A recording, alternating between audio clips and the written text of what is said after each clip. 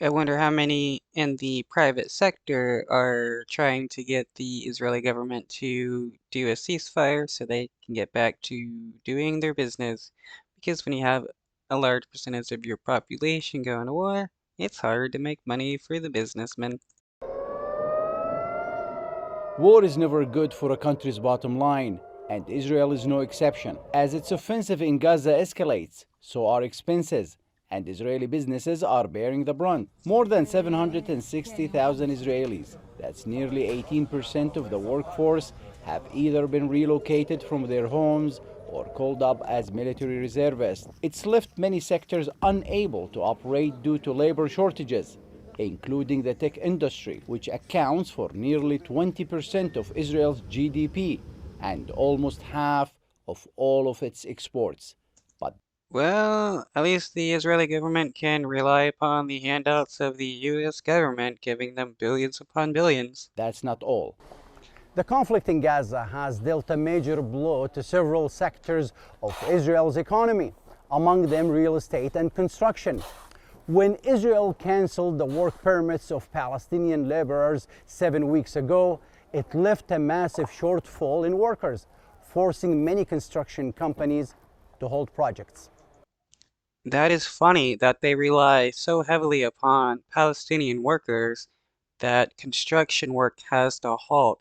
It's like in the United States, red states decide to pass strict immigration laws and then construction halts because they rely heavily upon migrant workers to come in or illegal immigrants to come in and work for them for cheap. طبعا احنا تأثير مباشر لأنه زي We ما were تشوف directly مثلا affected اليوم مثلا because, for example, in this project we were relying on 35 workers from the West Bank with official work permits. We managed ourselves in terms of workers. I had to bring workers from other projects that I had closed, and I placed all of them here so that we could finish the project with the least cost and financial damage. Other industries, which are pillars of the economy, are suffering too. Israeli officials say a third of restaurants in major cities have closed since October 7th due to a lack of employees and customers.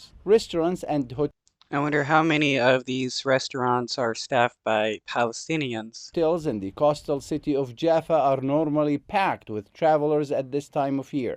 Tourism is dead for obvious reasons.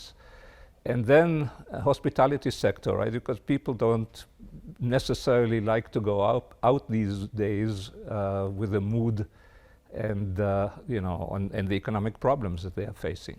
Israel's central bank says the offensive is costing the economy a staggering $600 million a week. The government is also Wow, $600 million a week. That's a lot of money. spending millions to pay reservists' salaries and compensate businesses.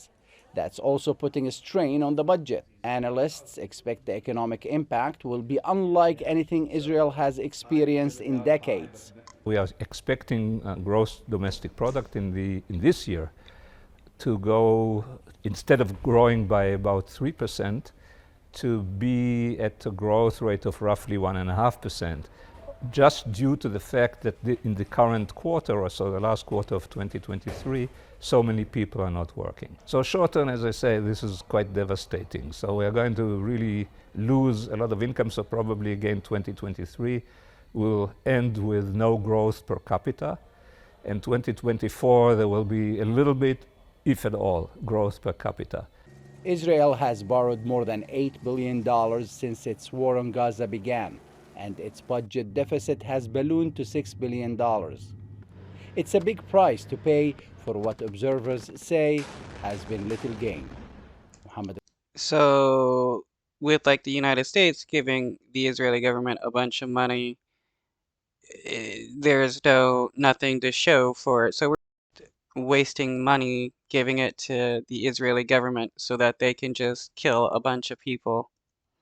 Al Qasim, TRT World, Tel Aviv, Israel.